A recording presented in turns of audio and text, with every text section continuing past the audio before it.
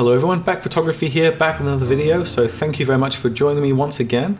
Today we're looking at a 5-minute photography challenge that I did with my Sony A7R2 camera and my Sigma 50mm f1.4 lens. Now in this photo shoot I also used an 85mm lens, but the particular photo we're going to be looking at today was shot on a 50mm, so we're just going to be talking about that photo and that lens in this video.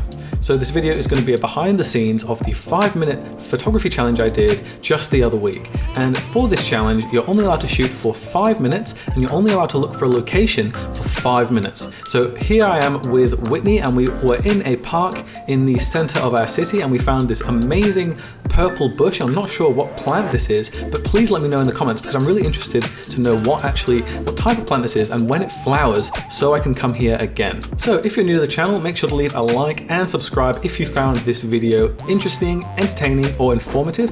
And also check out my Instagram, link in the description, for any of my new videos coming out and also my new photos that I'll be releasing on there as well. So also I'm going to leave in the description a link to all the raw files from this photo as well. So if you'd like to edit them and send them to me or just have a bit of a practice, feel free to go into the description and find all the raw files there.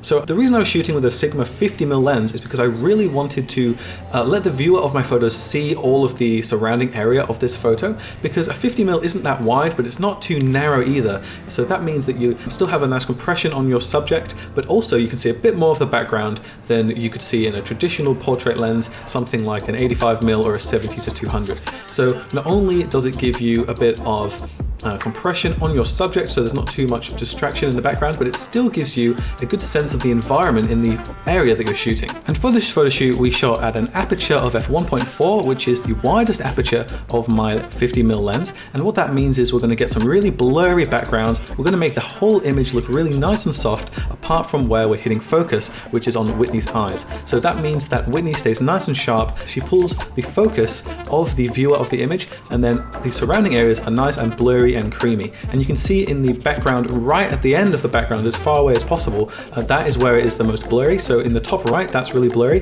but we can still see some nice sharpness and lots of bright colors around Whitney in the purple flowers and also the green foliage. So because this was a 5-minute only photo shoot, the photo isn't perfect and there's a few things that I would change if I had a little bit more time and did this photo shoot again. The first thing is I would try to get more flowers around the back of Whitney just so I could kind of frame her with all of those purple flowers, and it was really difficult to place her in a way that kind of allowed me to have some really nice lighting in the background, so it was a nice warm image, but also framed her entire body around with flowers. So this is as close as I could get, so this is the best photo I think from the day, but that is one thing I would definitely change. Another thing I would change is probably waiting for the sun to really come out, because if you stay till the end of this video, you'll see me editing this photo and you'll see that actually the lighting was really blue, and it was quite challenging to get a nice skin tone in this photo and just make the photo look natural and look warm and have the skin tones looking like they would in real life. Because when you're shooting in an area where there are some really strong lights and some really strong colors, for example, like in this photo where there's so much green and there's so much purple flower, the light that hits all of those really colorful things in the scene is actually going to change the color of the light, and that means that sometimes you're going to get some weird color balances in your photo, and this is a perfect example of that. So stick around to the end and you'll see just how bad the color balance was on this image and how much it took to get it to where it is here. Okay, so now before we go into Photoshop, let's have a look at a few of the photos I took in this 5-minute photo shoot. And remember, we only had 5 minutes, so these are the best photos of those 5 minutes.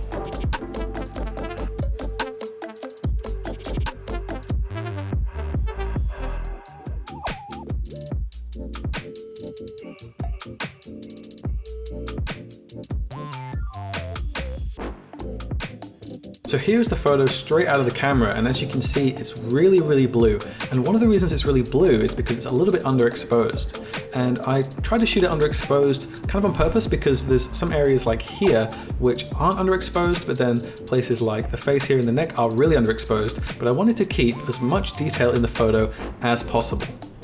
So how are we going to fix those things? Well, the first thing we can do is make everything a higher exposure. And probably something about there would actually be the right exposure, but now because I shot everything underexposed, this area has more detail and I'm able to kind of bring back the highlights there, just so everything's nice and flat. So the photo is looking much better now, but one thing is it's still really, really blue.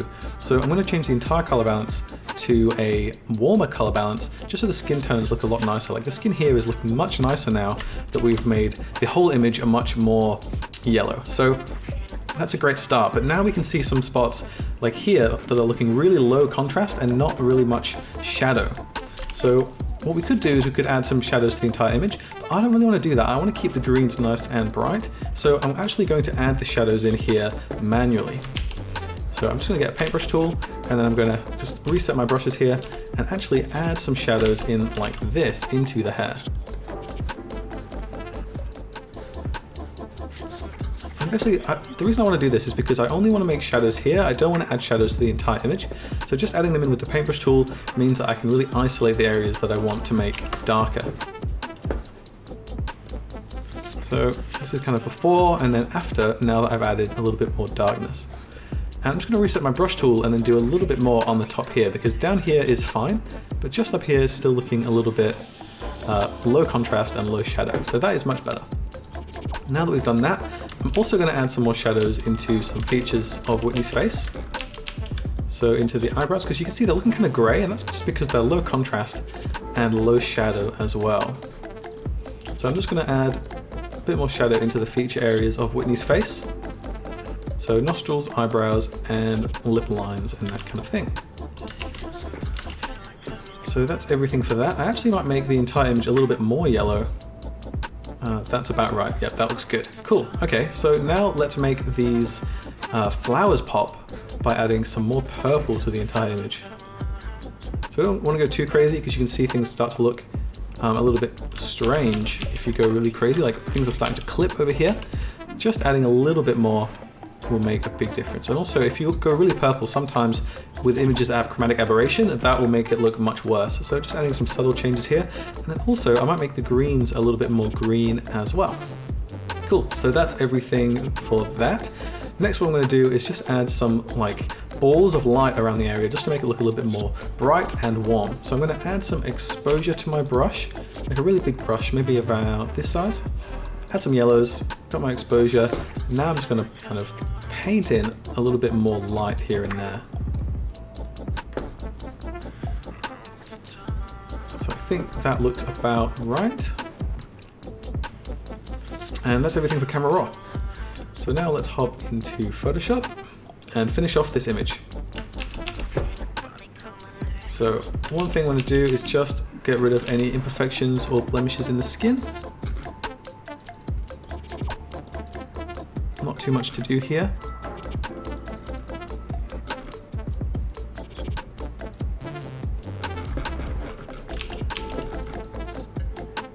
And you can spend a long time doing this to get everything perfect, but just for this video, I'm going to do a quick 30-second pass. And just using the patch tool here, so basically I'm circling an area that I want to change, and then when I drag over somewhere else, it doesn't change the colors, but it does change the textures. So I'm just getting rid of any lumps and bumps that are seen as textures by Photoshop. So I'm not going to do all of them, I'm just going to do some of the bigger blemishes and that kind of thing, and then we'll move on to the next thing.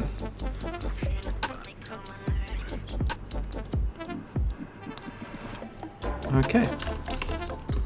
So one final thing I'm going to do is go to Filter and then click the Liquify tool and just move out the hair a little bit to make it look even fuller and thicker than it already does. And I feel like pretty much any portrait can benefit from adding a little bit more volume to the hair. Just make sure you don't make any massive changes, otherwise it's going to start looking a little bit strange. But just little changes here and there make a massive difference to the photo. So that is everything for this photo. That's all the editing that we're going to do. And here is a before and after of this photo. So you can see that there's been a massive change in the color balance and also in the exposure as well. And the change in the hair really does make a big difference too. So I really hope that you enjoyed this video. Make sure to hit the like button and subscribe if you did enjoy this video and you got this far. It really helps me out as a YouTuber. So thank you very much for hitting the like button and the subscribe button. One final thing I'd like to ask you guys is I'd love to run a workshop in your area and have a bit of a meetup and a bit of a workshop, and I'll bring a model and I'll bring some lighting equipment and we can do some photos together as a group. So leave in the comments where would be good to do this, if it would be good to do in Australia or in the UK or in the US, because I'm in all three of those places quite a lot. So if your area would be a good place to do that and you'd be interested in doing a meetup and maybe a workshop as well, let me know in the comments so I can gauge where would be the best places to do them. So that's everything for this video. I hope you liked it. Thank you very much again for watching, and I will see you in the next one.